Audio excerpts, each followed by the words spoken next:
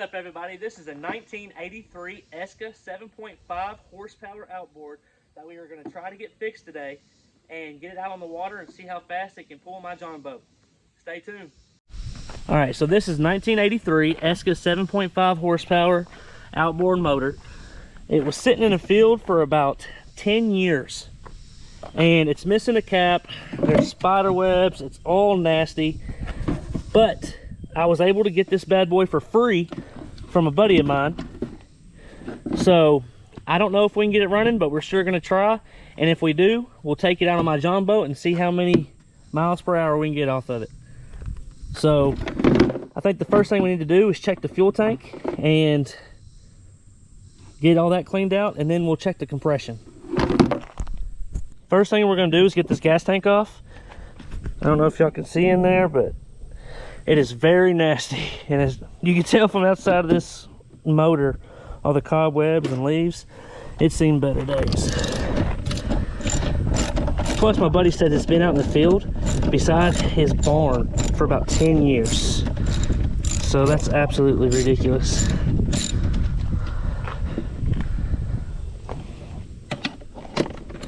To get the tank off, it's only 3 bolts.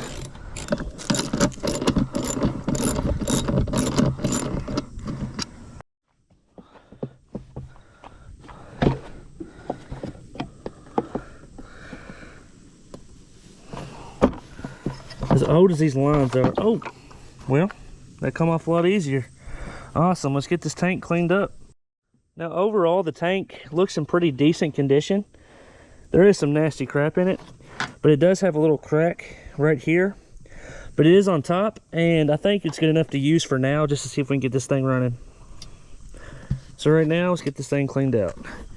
Where it's been out in the field for about 10 years, I doubt this is gas where it has the top off, but we'll find out.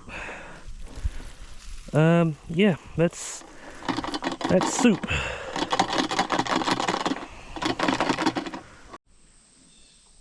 All right, let's get the spark plug out. Ugh, looks pretty wet in there. Put that to the side. Got my compression tester. See which size it is.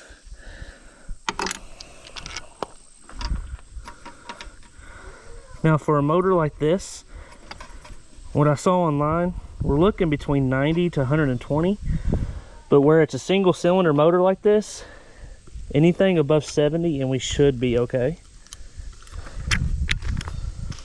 So I'm gonna hook this up and we'll give it a few pulls, test her out. All right, hold that right there, baby. Guys, what we're looking for is anything between 90 to 120.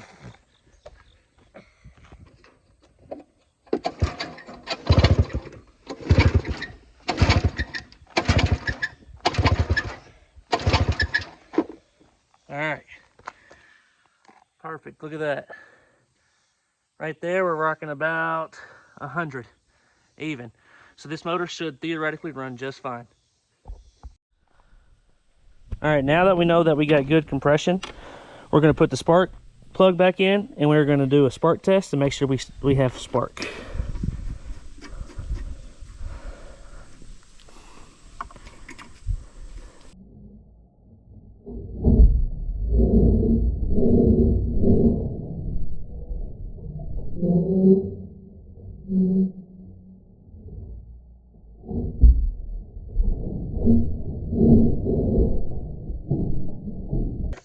We got good compression, we got good spark. Now, next thing to do is I'm gonna hook the gas tank back up, put a little bit of fuel in it, see if it starts off. If not, I think we should go through the carburetor, which most likely we'll have to do anyways. We got the fuel tank back on. I'm gonna put a little bit of gas in it, and from what I can tell, that these are air cooled, not water cooled. So I'm not gonna do a bucket right away. I don't want to, if it does start, I'm not gonna leave it started long. Just want to see if it has if it pops off, and then if it idles. If it does, great. If not, we'll take the carburetor off and rebuild it.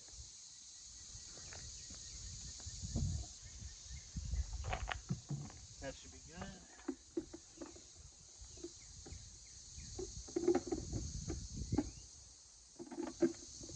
All right.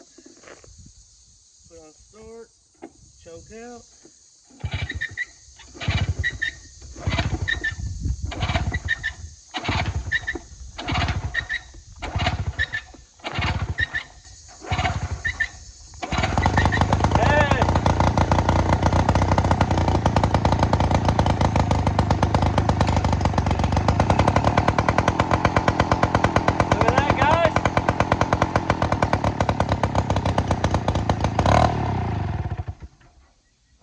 ran with choke on. Let's try it one more time and see if we can get it to stay idling. All right, to neutral. On start. I think regardless, we're gonna go ahead and get that carburetor off. It's been 10 years. It's gotta be nasty and gunked up. So let's get to it.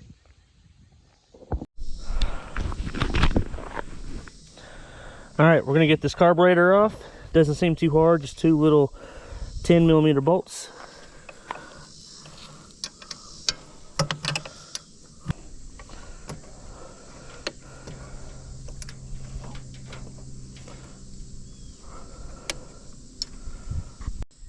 All right, got the second one off.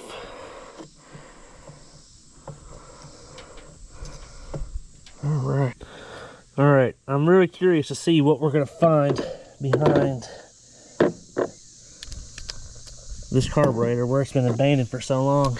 I don't know if y'all watched any of my other videos, but when I took apart the dirt bike video I got, that thing was nasty.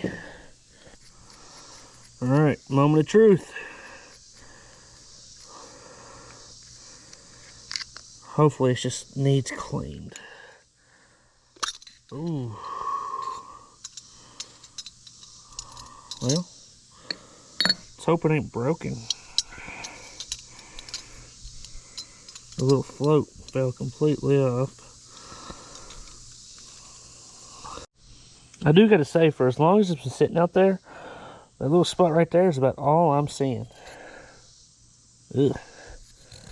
Which I ain't gonna lie, I'm pretty happy with that.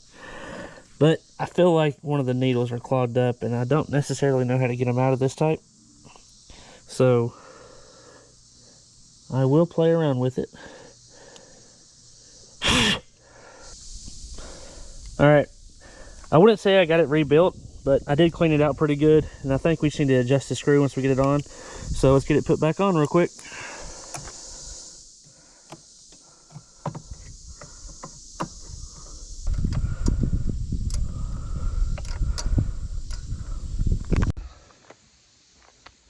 Alright, got the carburetor cleaned out, put back on.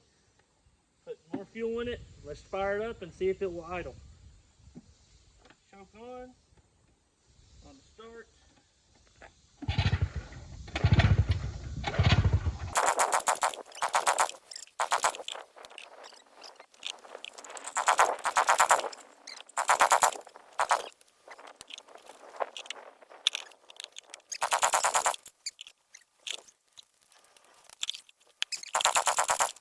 Alright, I can't get it started right away, so I ended up putting some 2-stroke gas in a bottle.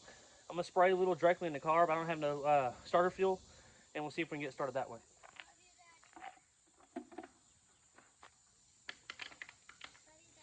Alright. I got a little bit in the carb. See if she pops out.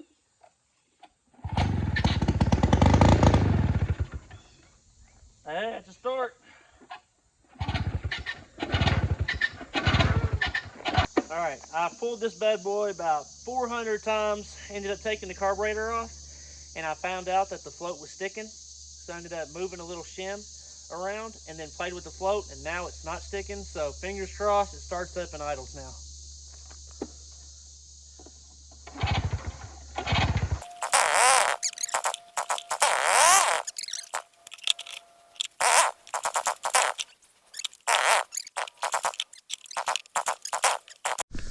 Guys, I feel really dumb. I figured out the problem with the carb. It wasn't the carb problem at all. If you all look right here, closed fuel shutoff valve. Man, I ain't lying to you if I said it was off the whole entire time. All I had to do was twist that valve open, and now it runs perfect.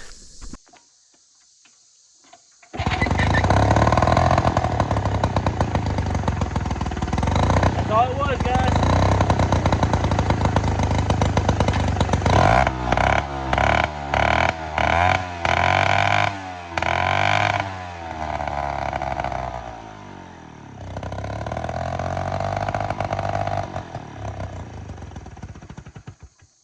Look at that. That's all we needed.